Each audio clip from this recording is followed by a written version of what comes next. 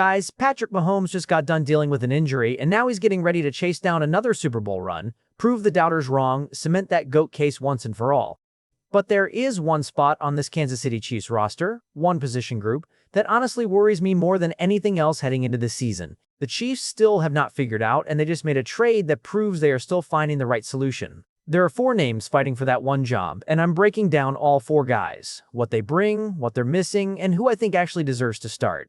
What's up, Chiefs Kingdom? Welcome to the NFL Playbook Chiefs. If you're new here, don't forget to hit that subscribe button. Okay, so let's get into it, because this is honestly the one storyline I keep coming back to every single time I sit down to talk Chiefs football this offseason. We're talking about the right tackle spot. That's the job that's still up for grabs, and I think it's the last real question mark on this entire offensive line. Everything else I feel like is locked in. But this one spot, right tackle, protecting the right side for Mahomes, that's still wide open heading into camp. And look, the reason I bring this up right now, the reason this feels urgent is because of a trade that just happened. Wanya Morris is headed out, shipped off in exchange for a 6th-round pick, with a 7th-rounder thrown in as a little sweetener on top. A late-round pick swap, basically, nothing crazy in terms of draft value. But here's what I think that trade actually tells us, guys. It tells us the Chiefs feel good, really good, about their depth at this position. Good enough that they're willing to move on from one of their guys just for a swap in draft capital next year. That's not a desperate move. That's a confident move. And that confidence, I think, comes from the fact that they've got real competition brewing at right tackle. So, who's actually in this fight? Let's start with the guy who's technically the incumbent right now, Jaylon Moore. And honestly, I got a lot of mixed feelings about him going into this season. Because on one hand, yeah, he's the starter as of today. But on the other hand, I really don't think the coaching staff fully trusts him yet. And I don't think they trusted him at the start of last year either. Remember, he basically got thrown into action against Detroit, filling in at left tackle when Josh Simmons went down. And to his credit, he played well enough in that stretch that they moved him over to right tackle and just left him there for the rest of the year. But here's the thing that bugs me a little, and I think it should bug you too if you're a real Chiefs fan paying attention to the money side of this. Jaylon Moore is making $15 million a year on this deal, and last season he gave up 27 pressures, 3 sacks, and 22 hurries. Now, to be fair, he didn't play a full slate, only 427 snaps. So if you stretch those numbers out over a full season, it's a little more forgivable.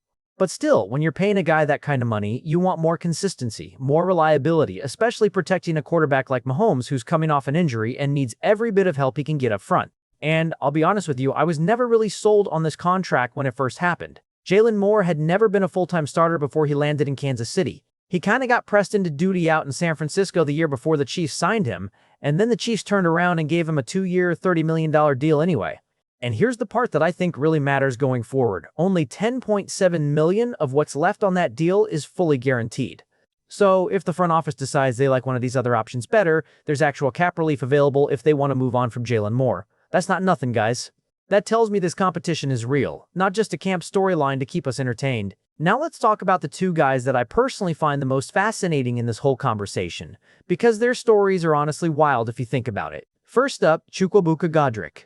And I'm not even going to pretend I've got his full name down perfect, so we're just going to roll with Godrick for today. But what makes him so interesting is that he came in through the International Pathway Program, which, if you don't know, is basically the NFL's way of scouting talent overseas, bringing guys in from other countries, and letting teams stash an extra body on the roster without it counting against the regular limit. Godrick comes from Nigeria, and get this, he only started training in football back in 2022. Before that, he was a basketball player. Somebody looked at this guy's size and athleticism and basically said, hey, we need to get this dude on a football field immediately. He made his debut last year after spending 2024 on the practice squad, and on 186 snaps you could see the flashes.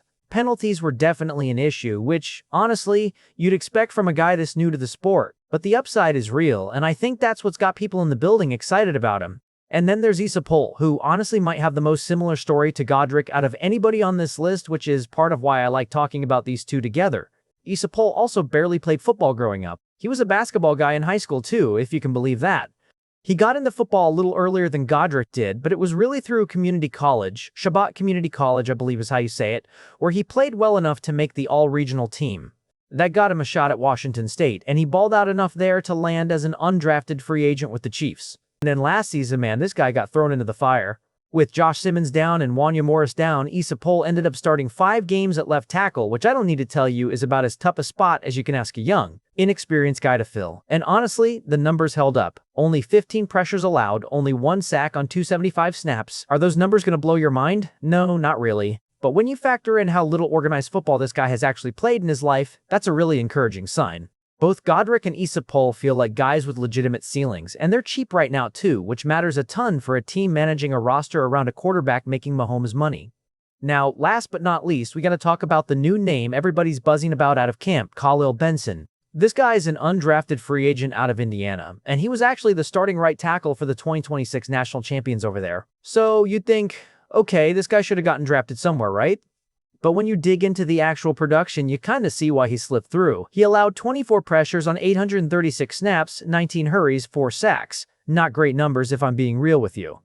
But here's what's interesting, guys. All the reports coming out of OTAs and camp on Khalil Benson have been really positive. Like, genuinely positive buzz, which is rare for an undrafted rookie this early. Now, do I think he walks in and wins the starting job right away? Honestly, that feels like a stretch to me. But do I think he gets cut? No way. I think this guy has already locked down a roster spot just based on what we're hearing, even if it's in a depth role rather than as the week 1 starter. So where does that leave us, guys? 4 names, 1 job, and a quarterback who needs this answered correctly if he's going to go out and chase another ring. You've got Jaylon Moore, the incumbent, who's solid but maybe not good enough for the money he's making. You've got Godrick and Issa Pohl, 2 guys with insane upside but still raw, still learning the position. And then you've got Khalil Benson, the rookie everybody's suddenly talking about, even if his college tape doesn't quite match the hype yet. Personally, if you put a gun to my head right now, I lean toward giving Jaylon Moore the keys to start the season just because of experience and continuity. But I want to see real growth from Godrick and Issa Pohl as the year goes on because long-term I think one of those 2 ends up being the answer at this spot for years to come.